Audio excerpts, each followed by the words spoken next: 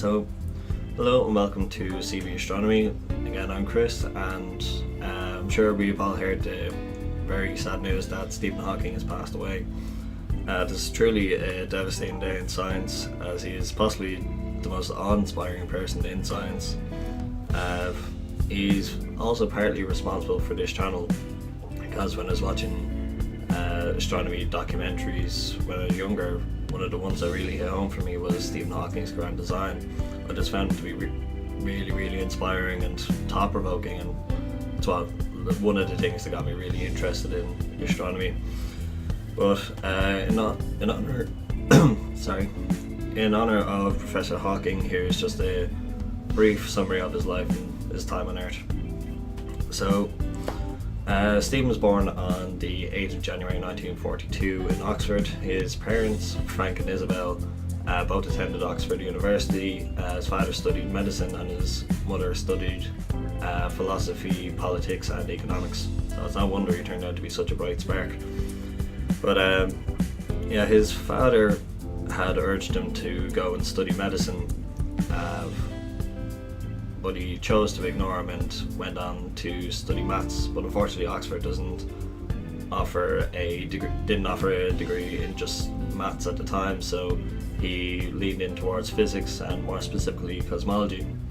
It's funny, in his later life, he would often joke about what a terrible doctor he would have made, because obviously they didn't know at the time what was going to happen to him.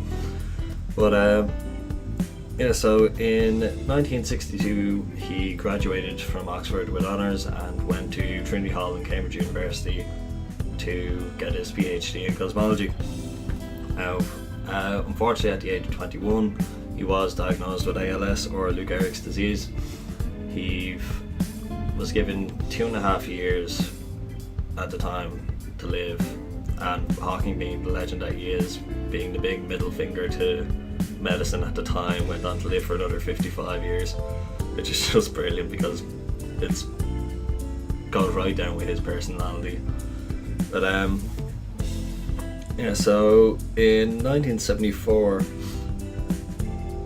I'm skipping ahead of myself. So he went on to marry his college sweetheart and had 3 smashing kids named Robert, Lucy and Timothy.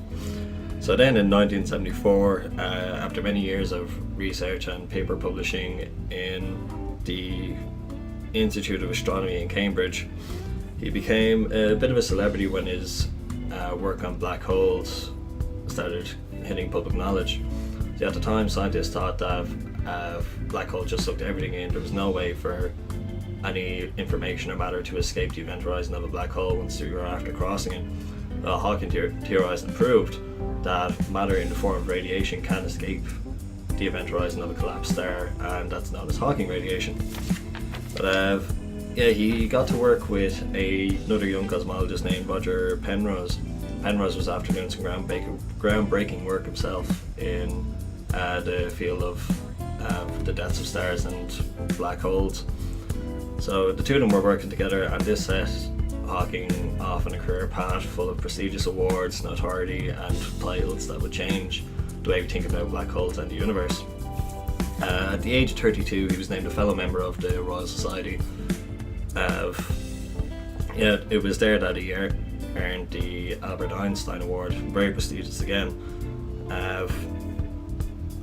So after that, he did a series of teaching stints in different universities, such as Caltech in Pasadena, and of course Cambridge, where he got his PhD. The brilliance of Hawking has come out a lot over the decades.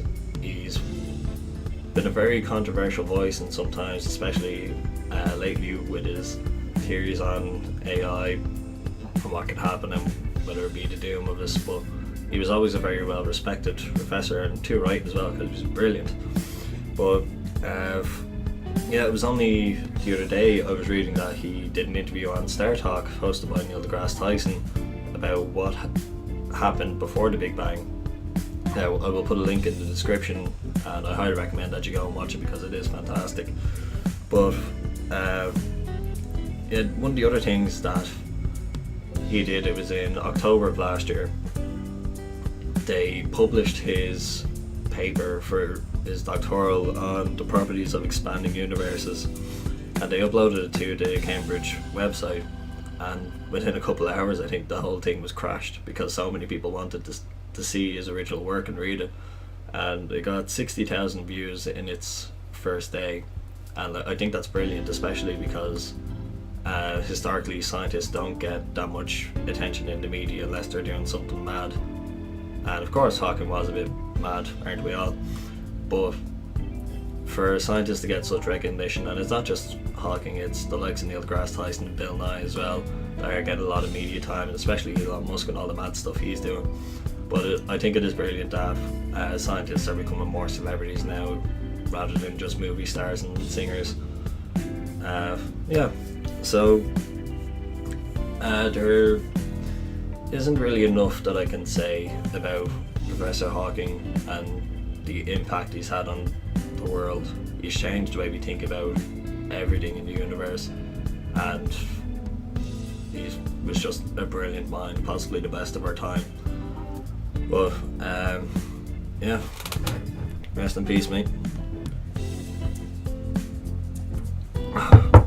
So I'm going to leave it there, and thank you very much for watching. The usual stuff will be in the description, the Twitter and Instagram. I'll post a link to the Star Talk interview as well, and yeah, thanks for watching. Ugh.